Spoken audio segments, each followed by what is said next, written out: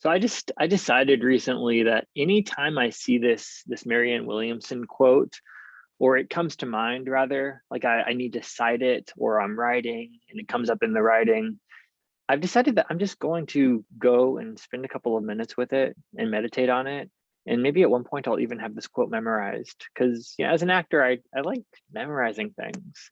And that was a big part of my life. You know, doing shows, you'd have to memorize lines. And then those lines, they're inside you. They're a part of your own script.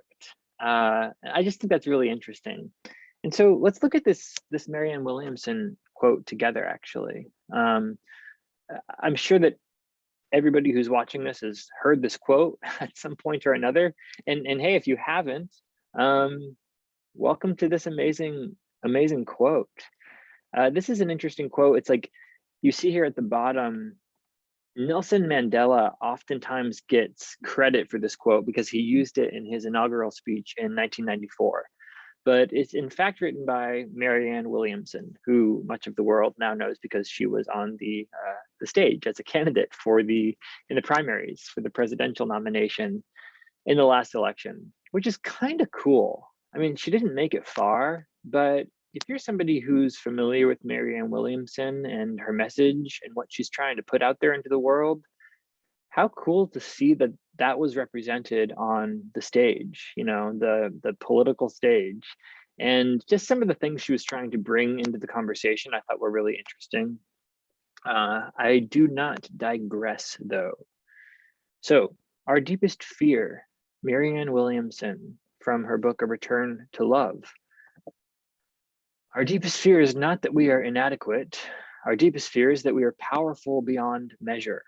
It is our light, not our darkness, capital L, capital D, that most frightens us. We ask ourselves, who am I to be brilliant, gorgeous, talented, fabulous? Actually, who are you not to be? You are a child of God. Your playing small does not serve the world. There is nothing enlightening about shrinking so that other people won't feel unsure around you. Have you ever done that one? Where you shrank so that somebody else wouldn't feel unsure around you? I've done that so many times. I've done that so many times. It's a pattern for me. It became almost it became the regular thing. Shrink so that someone else won't feel unsure around you. We were born to make manifest the glory of God that is within us. Okay, so that's God, however you understand it, source, light, divinity, the universe. Maybe you have some personalized image or version of God that exists for you. Maybe you don't, but the thing is, the concept is the same. And the idea is the same, is that it's this transcendent, I lack the word to even describe it. It's that which is transcendent to us. So that when we transcend, we move more to the level of God and closer to God. And God is everything. God is the universe. Here's a great way to think of God, because it's that which exists on the other side of your knowledge, the boundaries of your knowledge. So I think Jordan Peterson talks about it as God is that which exists outside the realm of articulated knowledge. So that knowledge which you have articulated, which you've pulled down into speech and made thoughts and words and sounds with, God exists on the other side of that. And it's still knowledge. It's just unarticulated knowledge, similar to unconscious conscious, similar to order chaos. And it's just that, like God exists in chaos. God is omnipresent, so he exists in order and chaos. But order is funny because order is what we already understand. And this is where I'm really learning a lot from, again, Jordan Peterson on this idea of totalitarianism.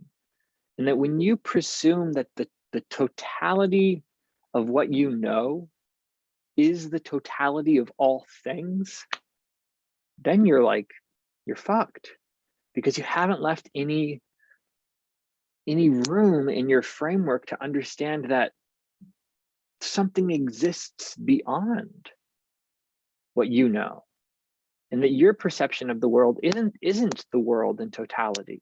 It's just a fraction of it. And God exists on the other end of that line. And so we can expand our awareness out into God, okay? And so it's glorious. God is glorious, and the glory is inside of us. And she's saying here that we were born to make manifest of that glory in us, so that it's in a way our life's mission. It's the thing that you were meant to do. It's not just in some of us, it's in everyone. And as we let our light shine, what's going on with this highlighter? It's not just in some of us, it's in all of us. It is in everyone. As we let our own light shine, we were born to make manifest the glory of God that is within us. It is not just in some of us, it is in everyone. It's not just in some of us. So I know we all got some people in our lives who can be challenging. Part of the work, I think, is remembering that it's in them too. The glory of God is in even your worst enemies.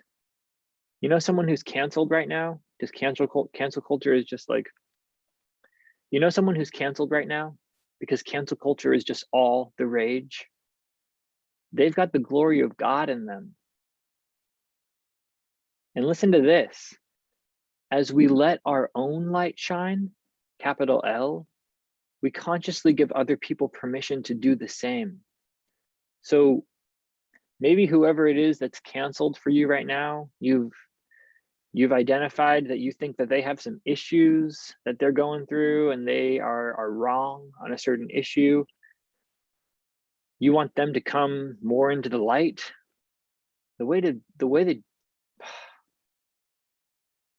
You want them to come more into the light. The way to do that is by letting your own light, capital L, shine. As we let our own light shine, we consciously give other people permission to do the same. As we are liberated from our own fear, our presence automatically liberates others.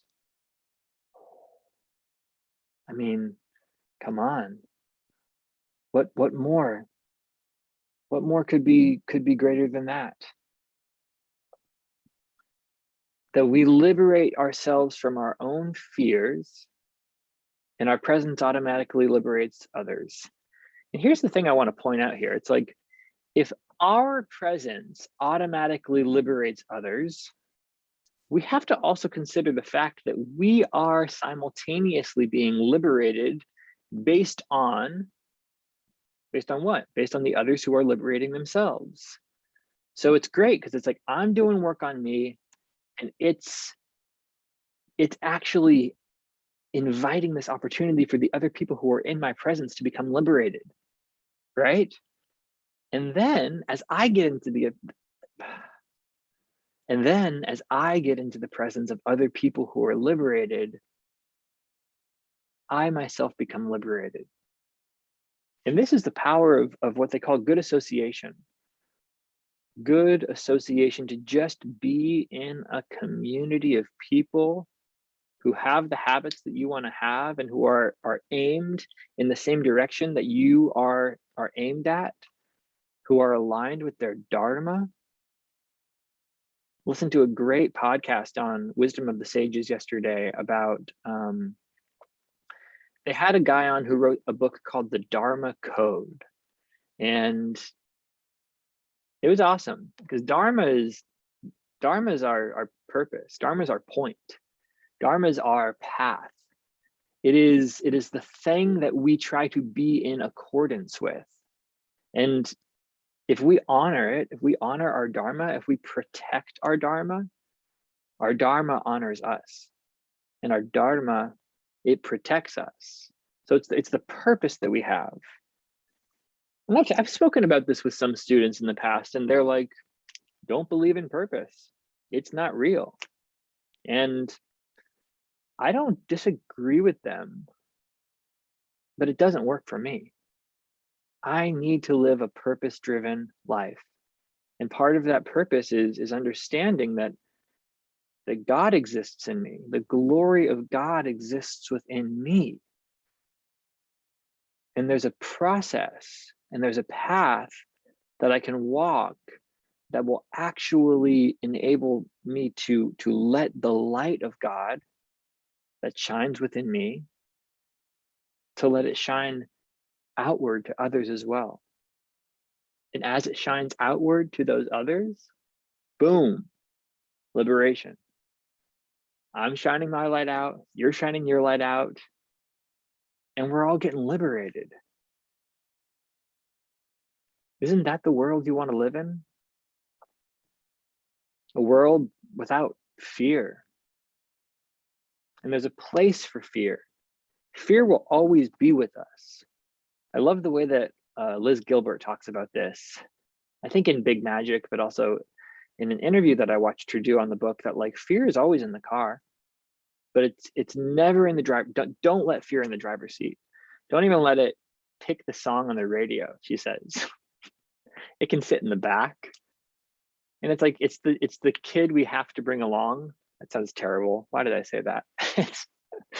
it's no, I don't mean that. I don't have kids, so I don't really know. But it's sort of that thing. It's like, oh, fear has to come. Fear has to come on the trip, and it gets to come on the trip. And it can actually be a protective mechanism for us in many ways. Fear serves us.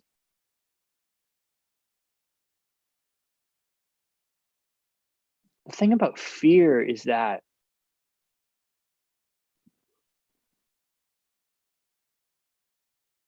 what is the fear of? Our deepest fear is not that we are inadequate. Our deepest fear is that we are powerful beyond measure. Because what? Because why? If we were powerful beyond measure, then what? What would happen next? And that's where the fear is. Oftentimes, when you're working through a fear, you have to realize that the fear is unfounded. There's no legitimate or credible evidence to back up the theory of the fear. That if you go here, you'll be in danger. If you're in danger, you'll get hurt. If you're hurt, and it's like, we don't necessarily want to get hurt. So it's again, fear is not a bad thing. But sometimes we realize that what is actually on the other side of fear is something that's very valuable to us. Something that's not only very valuable to us, but it's inextricably tied to who we are, and our life is dependent upon it. Our thrive. Our deepest fear is not that we are inadequate. Our deepest fear is that we are powerful beyond measure. It is our light, not our darkness, that most frightens us. We ask ourselves, who am I to be brilliant, gorgeous, talented, fabulous? Actually, who are you not to be? You are a child of God. You are brilliant. You are gorgeous. You are talented. You are fabulous. Could you? Would you express that to yourself and remind that to yourself every single day? I am brilliant. I am gorgeous. I am talented. And I am fabulous. I invite you to go through each one of those and say it. Repeat it after me. I am brilliant. I am gorgeous. I am talented. I am fabulous. I am brilliant. I am gorgeous. I am talented. I am fabulous. I am brilliant.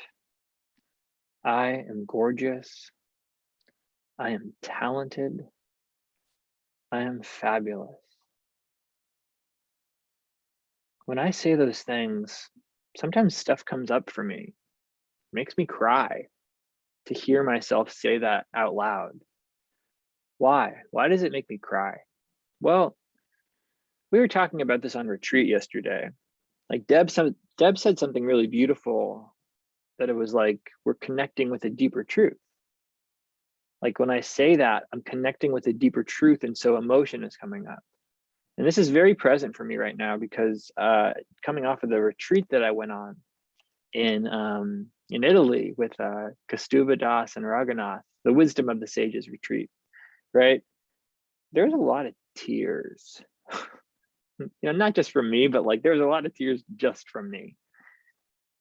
And it's like, where do those tears come from? You're sitting there, you're chanting the names of the Lord, and you're with people, and everyone's raising their voice up, and there's drums, and there's cartels, these cool little like bell things, and there's harmonium, and there's singing, and I'm crying.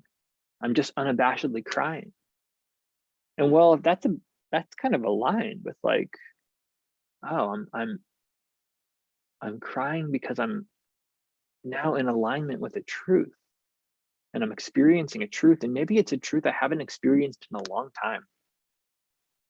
And maybe it's like when you come back to these affirmations, I am brilliant, I am gorgeous, I am talented, I am fabulous.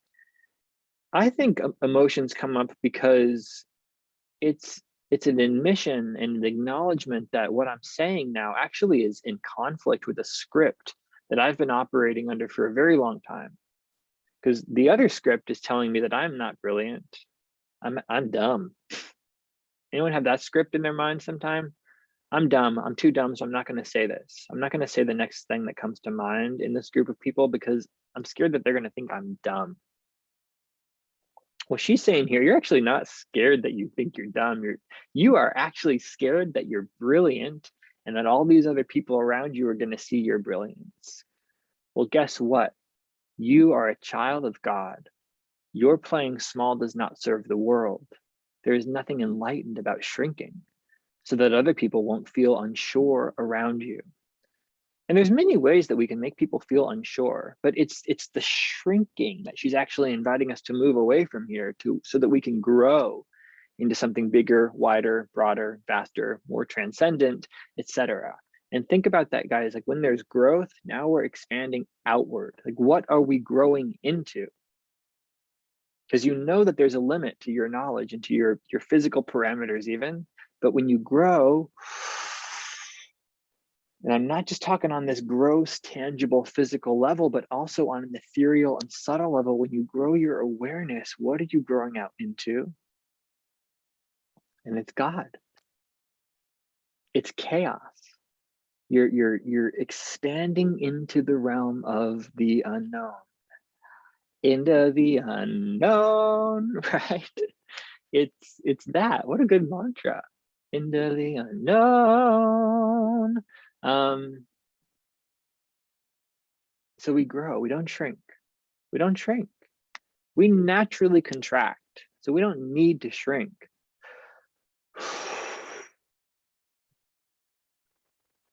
Everything's contracting. Everything's contracting as you exhale. Everything's expanding as you inhale. And that's what they call spanda. That's pulsation. That's the experience of you expanding and contracting, ebbing and flowing. And it's so cool to me. Like, it's so cool that we're not just on this trajectory of only expanse. Like, how overwhelming would that be? We actually get to come back and go out and come back and go out. So you don't have to worry about playing small out in the world. Your times for getting quote unquote small or contraction, like that's your restorative yoga practice. That's your yin yoga practice. it's so important to me that we offer both restorative and yin and journey to the peak, because I just, if you want to get a grounded nervous system, practice restorative yoga and practice yin yoga. And those are just two accessible points of entry into doing something that's going to help bring you more grounding and balance. So I feel like I didn't really finish what I was trying to say here, but the tears, they come from the realization and the acknowledgement and the vocal admission that the script that I'm operating under, that's telling me I'm dumb, I'm ugly, I'm untalented, and I'm average, that script is real. And you might believe that script.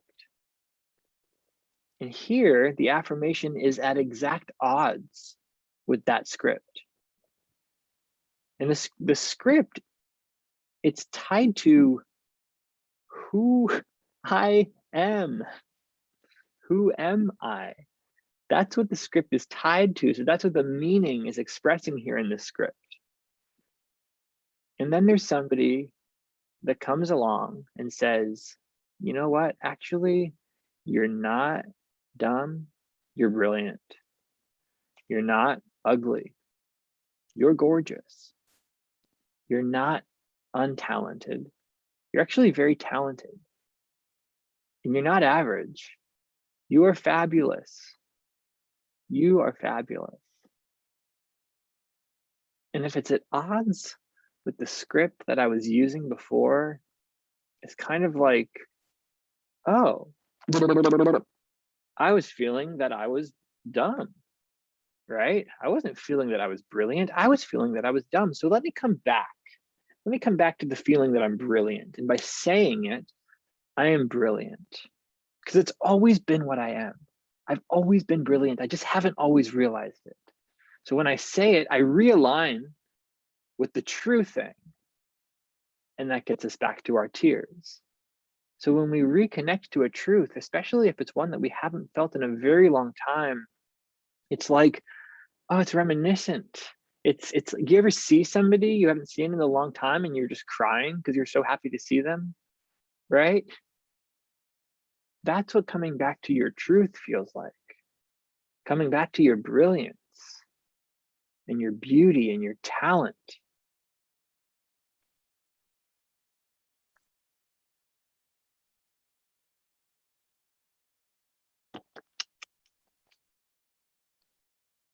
So I'm going to try to memorize this. I'm going to try to memorize this in like a monologue. I used to have to do monologues and I was terrible at them. Terrible in the sense that I never wanted to memorize it. I never wanted to memorize the dumb piece. And it was such a missed opportunity, but I digress. I'll try to memorize our deepest fear. And if you want to memorize it too, post a video of yourself saying this stuff. And, you know, when you speak it, and this is the last thing that I'll say here, it's like when you speak something, I've been thinking about this a lot. There's a higher, and maybe higher is not the best word, but there's a stronger vibration in a way. It's a more dense vibration. So spoken word and spoken phonation of sound, right? It exists at a denser, more gross and just a denser level of vibration than your thought exists at. And so since it's denser, it's probably going to take more time to process and to synthesize, and we'll have again, it's something about that vibration, because I speak slower than I think. No matter what, I speak slower than I think, and I can speak fast. And sometimes I speak fast because I'm trying to speak at the rate that I'm thinking. Does that ever happen to you? So I have to realize that my thought vibration, so the thought sensation I experience, that also has a vibration to it, but it's more subtle. And that vibration, it's more subtle, and so it can go at higher frequencies and more quickly. This is deeper, but that is deeper. It can be more. God, this is so hard to describe. it can be felt because it's matter now. It's sound vibration. It can be felt and even measured, right? So there's an impact. Every action has an equal and opposite reaction. So what is the impact and what is the reaction of the sound that I'm making and the depth of its resonance, the depth of its vibration? It's getting so hard to describe, and it's so clear to me. I got to parse some words or learn some new things. Fascinating thing about learning is that as you learn new stuff, it gets integrated into what you already know. And then if you're familiar and comfortable to change your mindset, oh my God, now you're just like rearranging your perception of the world, right? You're just able to not be so fixed, because nothing in this world is fixed. Remember that. The world is in a constant state of what?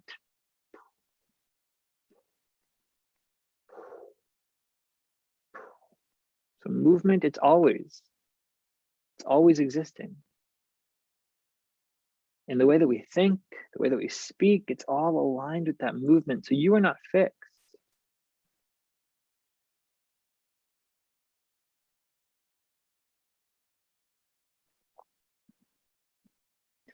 Okay, I've said a lot.